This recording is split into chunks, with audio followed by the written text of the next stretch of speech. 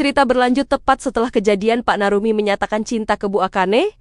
Hanabi hancur banget. Dia berusaha menahan tangisnya dan berkata pada dirinya sendiri kalau dia nggak berhak menangis. Karena Pak Narumi sudah berusaha keras menyatakan perasaannya. Walaupun Hanabi tahu sifat asli Bu Akane, dia memutuskan untuk diam dan tidak memberitahu Pak Narumi. Alasannya sedih banget pemirsa. Dia takut kalau dia membongkar semuanya, dia bakal kehilangan sosok kakak yang selama ini ada di dekatnya.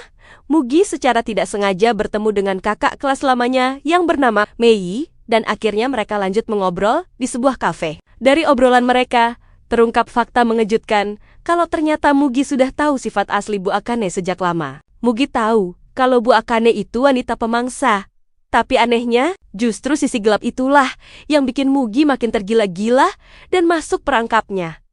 Saat Hanabi lagi galau-galaunya, ternyata Echan membuntutinya. Echan minta maaf karena sudah lancang. Tapi dia juga nggak bisa menahan perasaannya karena sedang rapuh dan butuh sandaran. Hanabi akhirnya membiarkan Echan menyentuhnya.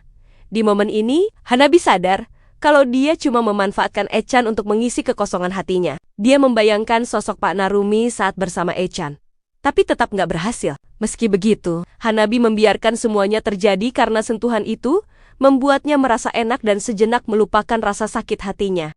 Keesokan harinya, Hanabi melihat Bu Akane dan Pak Narumi berangkat sekolah bareng. Hatinya tentu panas. Akhirnya Hanabi memberanikan diri melabrak Bu Akane lagi. Tapi Bu Akane ini memang licik level dewa. Dia dengan santai mengaku kalau dia sudah tahu semuanya. Dia tahu Hanabi suka sama Pak Narumi.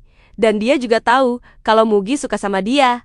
Dengan senyum meremehkan, Bu Akane bilang kalau dia menikmati perasaan dipuja-puja oleh cowok-cowok itu. Meskipun dia nggak suka sama mereka, bagi dia, nggak ada perasaan yang lebih hebat daripada diinginkan oleh banyak orang. Hanabi cuma bisa menahan marah dalam hati dan pergi meninggalkan wanita itu. Adegan pindah ke Mugi di dalam kelas. Matanya nggak bisa lepas memandangi Bu Akane. Di situ ada kejadian di mana Bu Akane membantu mengambilkan pulpen murid yang jatuh. Saat itu, Bu Akane dengan sengaja memberikan gestur menggoda ke arah Mugi. Si Mugi yang melihat itu cuma bisa menelan ludah. Makin terjerat pesonanya. Pas jam istirahat, Mugi melihat Hanabi pergi berdua sama Echan. Di situ Mugi merasa sendirian. Ternyata Hanabi dan Echan pergi ke toilet sekolah pemirsa. Di sana, mereka melakukan hal itu lagi dengan durasi yang lebih lama. Dan bedanya kali ini, Hanabi mau dan menikmatinya. Dia membiarkan dirinya larut dalam sentuhan Echan buat melupakan sakit hatinya.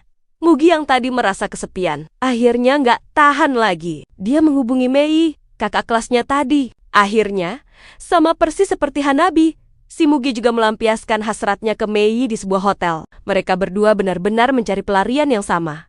Besoknya, Hanabi dan Echan bangun pagi bersama dan berangkat ke sekolah bareng. Pas ketemu Mugi di sekolah, mereka saling sapa, tapi rasanya canggung banget. Rasanya kayak ada tembok di antara mereka berdua karena rahasia semalam. Sampai akhirnya, Hanabi mengajak Mugi buat makan siang bareng di atap sekolah seperti biasa. Di sana, Hanabi yang sepertinya kangen sama Mugi, tiba-tiba mencium Mugi dan Mugi pun membalas ciuman itu dengan lebih intens lagi. Di momen itulah mereka saling menebak. Hanabi bilang, "Kamu tidur sama orang lain kan?" Dan Mugi balik menuduh hal yang sama. Anehnya pemirsa, pas mereka berdua saling mengaku dosa masing-masing, ciuman dan sentuhan mereka malah jadi semakin intens. Mereka merasa sentuhan mereka sekarang jadi lebih enak dari biasanya. Disinilah mereka merasa senasib sepenanggungan. Hanabi dan Mugi sadar kalau mereka berdua ini sama-sama menyedihkan, sama-sama lemah, dan sama-sama sampah yang butuh kehangatan fisik untuk lari dari kenyataan pahit.